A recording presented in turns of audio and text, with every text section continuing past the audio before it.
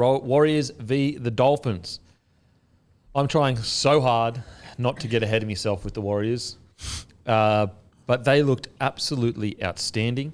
Yes, the score ended up being 34-22, but if I'm being honest, the Warriors dominated most of the game, and I think if I recall correctly, most of the tries scored for the Dolphins were when the Warriors had pretty much taken off their stars or their main guys. Absolutely outstanding for the Warriors. Like, to think, put it this way, if you said before the start of last year that they would have the year they'd have, we all could have said, yeah, the Warriors have always had the talent to have a crazy year. But if you had said they'll have the year they had, then they'll come out and be one of the best sides in the trials, you would have said, no way. Like, they have such inconsistency. What good one year, not good the next year. I thought they were outstanding. Sean Johnson does not look like a guy that's complacent or resting on his season last year. They look absolutely stronger in this trials than they did last year, which is a scary prospect for the NRL. Yeah, I sort of had them finishing around about 9th this year. Yeah. I'm very nervous. Yep. Early in the season, obviously, before the season, pre-season. But I am very nervous based on what I'm seeing so far at the Warriors. They couldn't really tick many more boxes. Literally. So I had them, I think, like 6th to 8th or something like that, or 6th to 9th. I'm getting nervous with that prediction. With all the sides that are getting better, with how good rosters are, right now, from what we've seen in regards to just the trials, the form, systems, young guys coming through, injury-free, essentially, you'd have to say they were probably they're a top 4 side from what we've seen in the preseason trials right now. I mentioned just before with the Newcastle Knights that there looked like there was some complacency there and they're waiting for round 1. And you can sort of use that as a bit of an excuse. But alternatively, when a team comes out in the preseason that doesn't really mean that much and put on a performance like the Warriors and that attitude is there for a preseason game that doesn't really mean a thing, wow, that's impressive. They conceded 2 tries in the opening 67 minutes. One of them was a Jake Averillo kick that, like, defensively you can't do too much about. It was just a nice try off a kick. They were outstanding. Yeah. And just, like, the players that were signed last year, they're playing, arguably even better. Like a guy like Barnett, hasn't he just gone from strength to strength to strength? He was outstanding. Then you've got Ale, who was obviously didn't get signed last year, but was a fringy last year, had some good trials, played a bit of footy, but he's been outstanding in the trials. Then Kurt Catewall comes in, hits the ground completely running. Like, so much so that after watching the Broncos trials, and I know that Ricky's injured, so we haven't got to see him yet, and Piakora was outstanding, but you go, oh shit, was that a year early? That was the argument we had with the Catewell and the Broncos situation. Was it a year early letting him go? Now, it's a very long season. He's an older player, so maybe he kills it, maybe not. But from that trial, you go, ooh, well, you could have really kept a guy like Catewell in our side. Meanwhile, the bloke that he replaced in the starting team in Murata Niokore, who's come on and probably spent a lot of his time as a middle this season, could spend time on the edge. I'm not sure which way they'll go, and he was one of the best on the ground for them. And then last week, Laban on the edge was one of the best on ground. Yeah, they're ticking all these boxes, and they're the team probably with the most upside in these young guys. 2 of Metcalf, Chanel Harris-Tavita, Tomato Martin are going to miss the team in round 1. Craziness. Like, there's a handful of clubs that would give their right arm to have one of those guys. Yeah. 5'8" for them. And I'm still not convinced that, like, Metcalf is the out-and-out front runner for that 6th role. Like, because I'm a big Tomato Martin fan. But when you look at, like, combinations, he does offer a point of difference that, it's really hard to find. That explosive nature through the line, if you can nail it, very hard to defend against it. I love all 3 of them. Yeah. Like, if you had to go 1 through to 3, you could give me any of those lists Stoked. in any order, and I'd go, yeah, okay, I agree with you. I want to talk about my boy Wade Egan. That try that he set up for Barnett was an actual joke. Like, a no-look out the left side, spin pass to Barnett, steaming onto it. So that has to be pre-planned. And what's crazy about it is you could pre-plan that. You still have to execute it. And that's just like, when you got guys like Wade Egan and Barnett with confidence like that heading into the season, like, those boys wouldn't have had that confidence last year. They were still trying to find their feet. I mean, you could argue they were battling for spots last year to a degree. And then to come on to do that in the trial where they're that in sync. They're so in sync, they're doing a play that if you did that play at the end of the year, you would still go, that's incredible timing. They did that in a trial. That's how in sync the trial. We mentioned with the doggies around Reid Marnie and just combinations being a bit clunky because there are a lot of new halves pairings and players coming in. It was the same with the Warriors last season with a lot of new faces coming into that squad.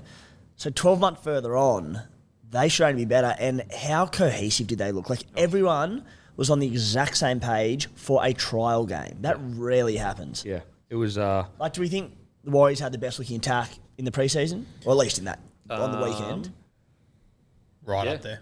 Yeah. No. I think it's out and out best looking attack. Just on Wade Egan as well. They've just signed his brother and brought him over there, Talon Egan, who's hooker for SG Ball as well. Can't wait for him to begin. Yeah.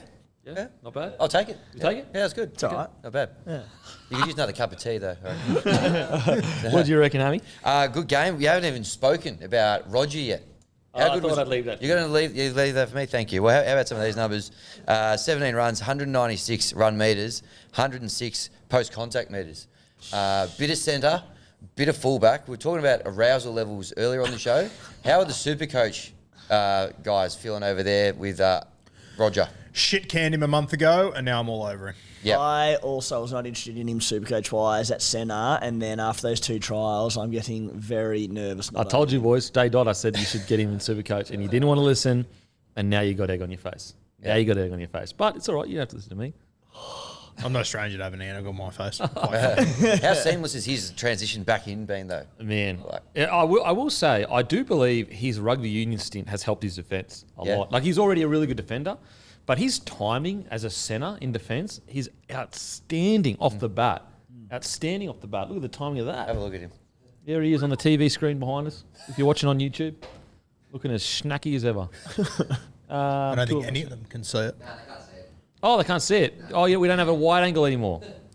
Fair enough. Well, we have a TV behind us that slowly fades through different players, and it faded into the. Just gesture to him. Just. There you go. Cammy is taking. I'm going to post that on my story and tag Bloke. Exclusive. Exclusive to Hammy's story. You're going to see what we're talking about. Only hams. Get around it. RTS. And like we talked about, you know, it might seem hyperbolic when we talk often about big games, big moments, and there's certain players that can tip you over the line. Ironically, I was watching the Panthers-Wigan game, the last 20, and I was like, geez, they could really use Stephen Crichton right now. But that's by the by. Last year, Broncos versus Warriors, the game was in the balance. Reece Walsh threw a very debatable forward pass.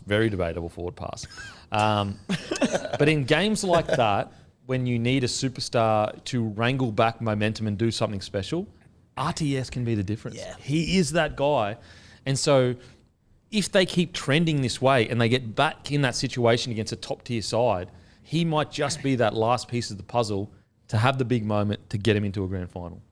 If Chance is out round one, which it sounds like he'll be out for the first few weeks, are you playing him at fullback? Or No, keeping him at centre for now. Because I know he can play fullback. At any time in the year, we know he can play fullback. Whereas Tuivasa, and also we want him playing as much centre as possible, because look how good he is now at centre.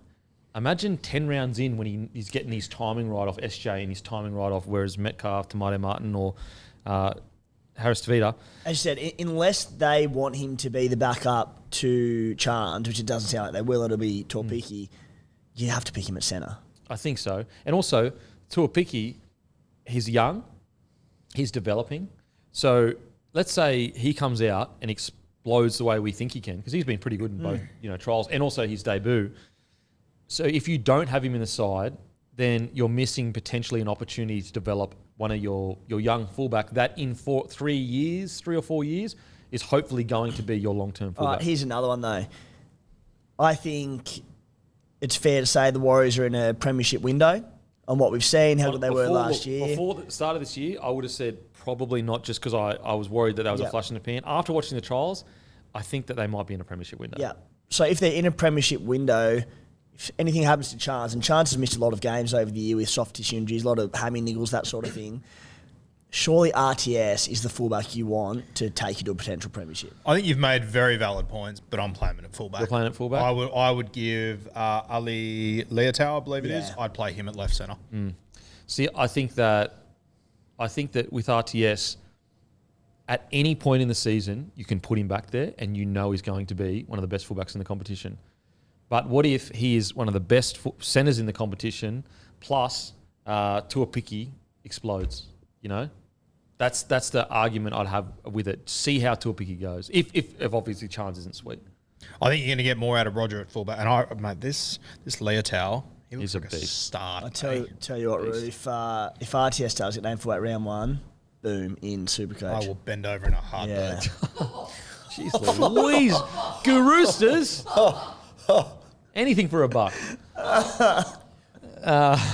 Maybe 3 or more spankings at the heart attack. Holy. Look, what is crazy is what a problem to have for the Warriors. Yeah, what a ridiculous conversation we're having. Do you play your Dally M medal winning fullback at fullback if there's an injury? Or do you put him at centre? Yeah. And also, we're not really talking about the fact that with Chance at fullback, they got to a prelim. So Chance at his best, getting through 220 metres, plus RTS getting through 150, 200. Like, that is a seriously scary backline. But the flip side of that, if you ended up putting RTS back there and Leotau, Leotau, and he explodes, then you've got one of the most damaging ball running centres in the comp with RTS at the back. That's the way I'd be going. And on the flip side, our boy Rocco Berry, tremendous. He was outstanding. How good was that line he ran off SJ? Oh, that's only going to get better too, the timing of that. So what I found really interesting this Warriors side, jersey 18 was Dylan Walker. Do we think he's in there round 1 or not? I thought he was amazing last year. Surely. He will. He's too important. The only way... The balance of the he'll side. be there. The only way he wouldn't be is if it was like... If they were maybe thinking Harris Tavita at 14 or something, but no, surely. Because even Tavanga wasn't in the 17, was he? No, he was. He was in the 17. Yeah, the bench was Lussick, Nekore, Tavanga, Bunty Afoa. So Dylan Walker was in jersey 18. Maybe it's nothing to read into. I just thought it was interesting. Surely you're keeping Dylan Walker as your 14. I would, but yeah. Just trying to get up the... Just another premiership winning centre that they're using in a different position. So. You said premiership window, $19 to win the comp this year. Warriors. Juicy. It's not bad. It's not bad. Okay, so Bent Bundy... Oh, Freddie Lussick at 14. Surely he's not going to take... Surely Lussick's not going to be the 14. As in, unless... Wouldn't be my 14, but... Unless that he's genuinely going down the route of, I want 2 specialist hookers in the side. They've got Jazz there. Like, surely Jazz is the one that spells Wade Egan. Gives him 15 minutes off. Maybe he was trying to give Freddie Lussick an opportunity. Yeah. Because Freddie wasn't bad. He was actually pretty good, especially the week before as well. Yeah, that's the only reason why I asked, because it's full strength, all the rest of it. So, yeah, interesting one there. Maybe he is really leaning towards out-and-out 2 hookers, because you look at Freddie... Because I agree with you. Jazz can play. I hate when Jazz plays 9. I want him think he's a 13. middle forward, yeah. So do I, but I'm happy for him to play there for 15 If he minutes. gets Walker into the side, yeah. But you look at this, though. Freddie Lussick, 29 tackles, 0 misses. Like, that's... we always focus on attack, but if you can bring on a bloke that can just get through work and miss 0 tackles, that's a pretty bloody good... You smashed their preseason too, Lussick. Yeah. Have a look at this. Tohu Harris, 42 tackles, 0 missed in a trial. Like, are you serious, bro? Honestly, Kempy, I'm not impressed or surprised, because that's just... He just does it every week. He's a maniac. Here's another one for you. 3,000 tackles, 0 misses. Does that impress you? Not for Tohu Harris. God damn, hard man to impress. Yeah, that really is who he is, though. Like, he just does that. That's what he does. Beast. Another, like, Adam Blake, 182 metres, 77 post-contact, 4 tackle breaks, 24 tackles, 0 misses, 0 errors. Jeez, he's been punching out 8.5s out of 10, 9 out of 10. What do you reckon? 3 years now? Like, when's a game in the last 3 years where you saw Adam Blake had a 6 out of 10? I can't remember. Happen, yeah. It really doesn't happen.